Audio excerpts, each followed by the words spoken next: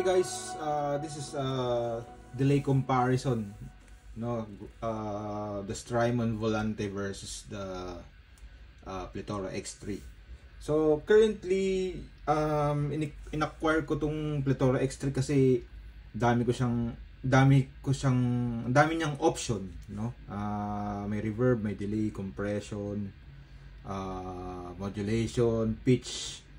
Lahat na yata ng modulations tsaka reverb and delay. So I decided to do this video kasi may nagtanong bakit daw laging meron akong volante. Hindi naman lagi, pero binabalik-balikan ko siya talaga.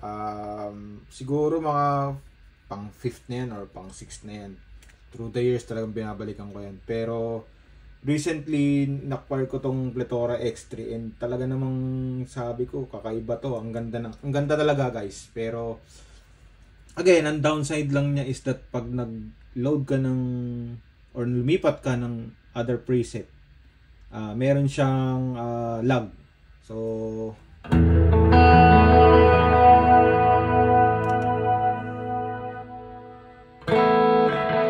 off pa ng volante.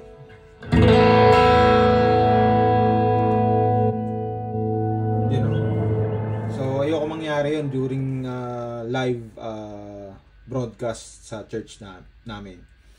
So yun, ngayon ang ginawa ko is that in-split ko yung signal so that naka-standby lang si Pletora X3. So on a live situation, I'm just using the Strymon Volante kasi meron na siyang spring reverb and meron siyang delay, syempre, tape. So, let's say, sa isang situation or sa song is off pa lang yun. Ayan.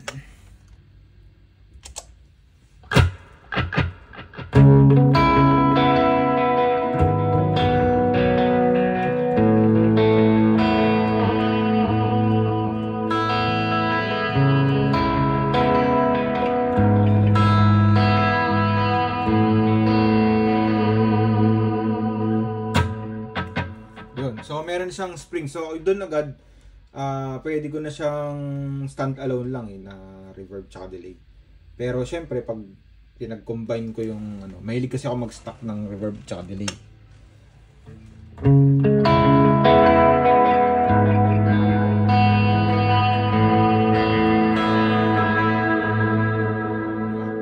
Tapos stack mo pa ng reverb.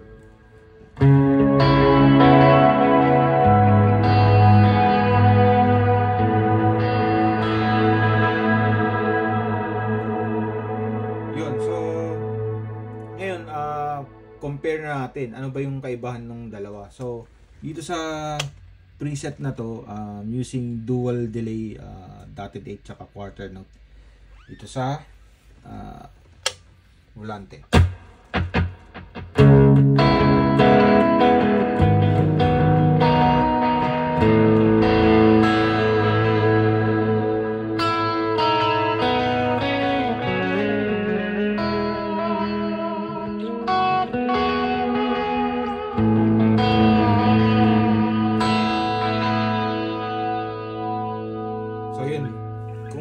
mapapansin nyo, very clean yung ano, yung Strymon Volante.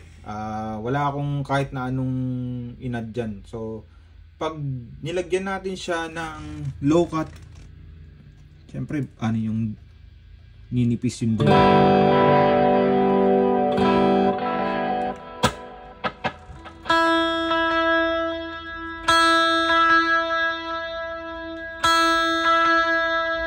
Yun. So, I don't do low cut on my delays. So, yung wear naman is kung magiging digital sounding ba siya or analog.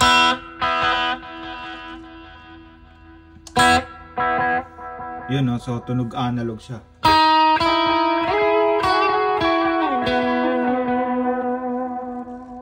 Okay, so mechanics. Ano ba yung mechanics para sa modulation? No, very lush. Yan.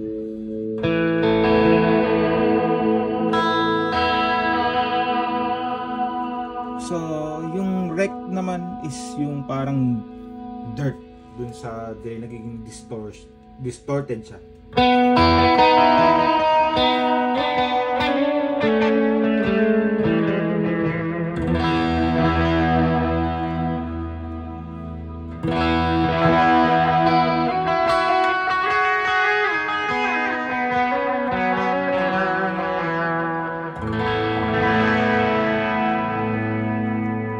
So I usually keep it at 9 AM or 9 o'clock.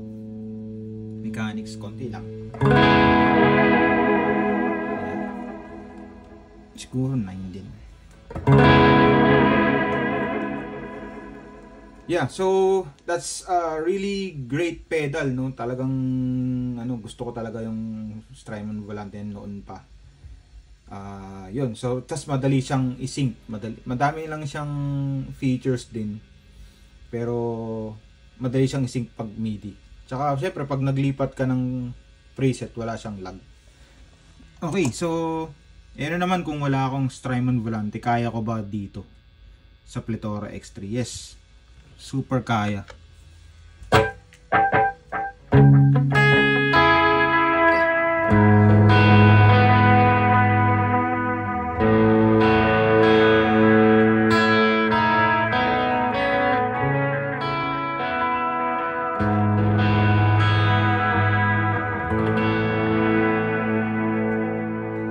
Nandyan lang sa preset na yan.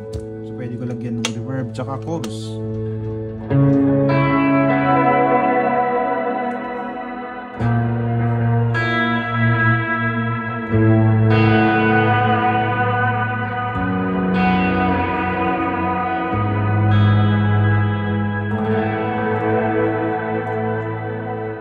Diba? Napakarami mong option, not just having a delay. So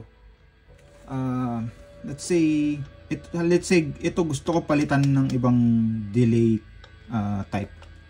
So punta ka na sa edit, tapos may options doon.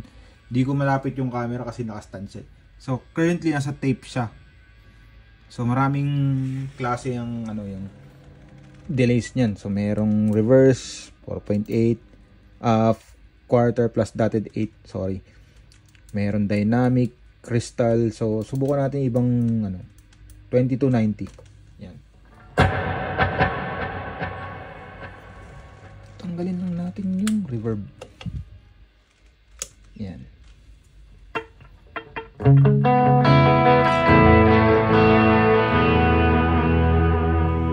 Okay.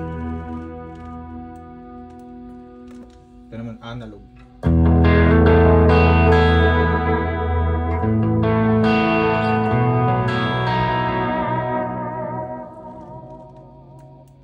Crystal delay.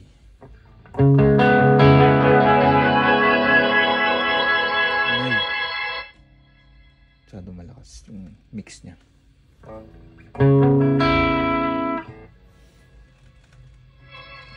Yun. So may in-depth na pwedeng maging tawag nito, edits kapag ginamit mo yung tone print using your laptop or your mobile device. Ay, sorry.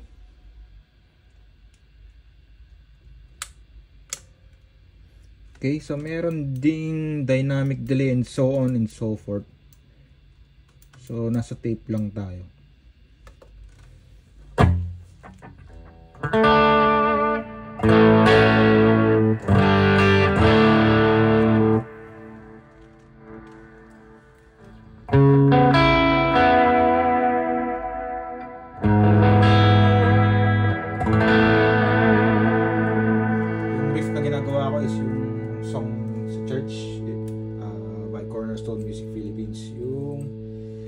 Great you are. Yan.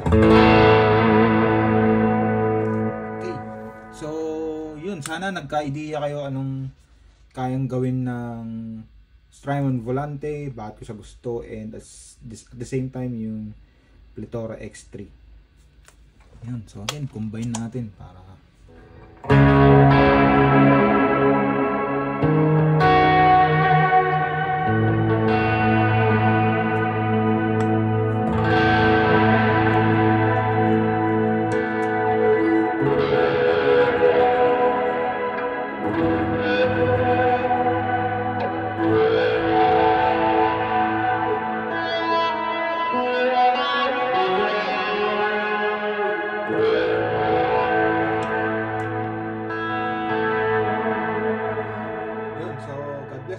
sana may